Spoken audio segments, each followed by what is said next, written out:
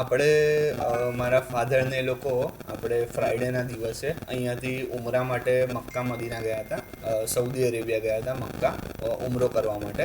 એ લગભગ ફ્રાઈડેના દિવસે પહોંચ્યા અને બીજા દિવસે આ પરિસ્થિતિનો સામનો આપણે કરવો પડી રહ્યો છે એમને. એ હજુ જસ્ટ પહોંચ્યા છે, ઉમરો કર્યો છે અને બીજા દિવસે આ પરિસ્થિતિ ઊભી થઈ ગઈ છે, જેના કારણે બધી ફ્લાઇટો અને બધું પૂરી રીતના કેન્સલ થઈ ગયું છે. જે અહીંયાથી જે જવાવાળા જે લોકો છે એમને પણ તકલીફ પડી રહી છે અને જે આવવાવાળા જે રિટર્નથી થઈથી લોકો છે એ લોકોને પણ ઘણી મુશ્કેલી જોવા પડી રહી છે. તે એરપોર્ટ બધા ક્લોઝ થઈ ગયા છે અને તે એડવાઇઝરી જારી કરી છે કે કેટલાક સમય માટે સઉદી બંધ કરી દેશે આખું એમનું જે એરપોર્ટ છે જેટલા બી બધા બંધ કરી દેશે અને નવી એડવાઇઝરી પછી એ લાવવાના છે કે ક્યારે ચાલુ કરશે અને શું કરશે. ને અત્યારે તેની જે પરિસ્થિતિ છે એ કંટ્રોલમાં છે. આપણે તે ચેકિંગને બધું વધારી દેવામાં આવ્યું છે અને ત્યાં ખાવા પીવાનો કોઈ બી ઇસ્યુ નથી અને બધા સારી રીતે રહી રહ્યા છે. ખાલી જે ફ્લાઇટની જે કનેક્ટિવિટી છે અહીંયાથી કશે ટ્રાન્સપોર્ટ કરવું હોય એમાં તકલીફ પડી રહી છે. તે બીજું બધું તો વ્યવસ્થિત ચાલી રહ્યું છે. વિડીયો મેસેજ આપ્યો હતો આપણે અને ફાધરે આજે સવારે જ મને એક વિડીયો મેસેજ પણ મોકલ્યો હતો અને એમની જોડે વાત પણ થઈ હતી.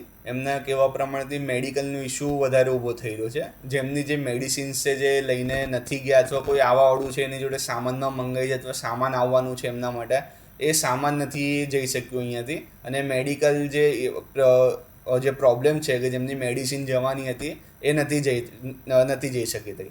એ પહોંચી સરકાર પાસે આપણે અપેક્ષા એવી જ છે કે વહેલી તકે આજે આનું નિવારણ કરવામાં આવે અને આપણા જે પણ લોકોથી ફસાયેલા છે સઉદી અરેબિયામાં એમને વહેલી તકે અહીં આપણે ઇન્ડિયા પાછા લઈ લેવામાં આવે, જેનાથી આપણે શાંતિથી શ્વાસ લઈ શકીએ. પછી વડોદરામાંથી કેટલા લોકો હશે? વડોદરામાંથી તકરીબન આપણે જોવા જઈએ એમ લગભગ 200 થી 300 લોકો તો એ વડોદરાના હશે અને ગુજરાતમાંથી ઓવરઓલ 800 થી 1000 લોકો તે ગયા છે ઉમરો કરવા માટે. विक्रम है, हम बम्बई से आए हैं उम्रा करने के लिए. अब अचानक फ्लाइट बंद हो गई है तो बड़े पैनिक भी है और अजी आने वाले हैं तो क्या होगा अभी कुछ समझ में नहीं आ रहा है.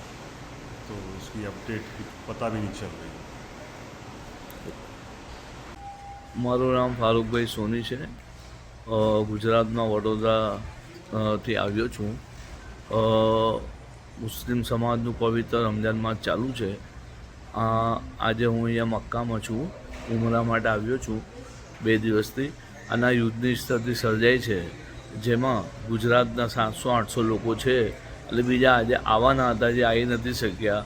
તો હોટલની અંદર લોકો ચિંતિત છે, લોકોના સગાવાલાઓ રહી ગયા છે, આવવાના બાકી છે, કોઈની દવાઓ લઈ આવવાની બાકી છે, કોઈનું સામાન લઈ આવવાના બાકી છે ત્યાંથી. તો લોકો બહુ ચિંતિત છે અને અત્યારે ખાસ કરીને સઉદીની અંદર મક્કા શહેરમાં દુઆઓ ચાલુ છે કે ભાઈ આ જે યુદ્ધ છે એ જલ્દી બંધ થઈ જાય, લોકોને નુકસાન ના થાય. આ સમગ્ર વિશ્વની ચિંતાનો બહુ મોટો વિષય છે.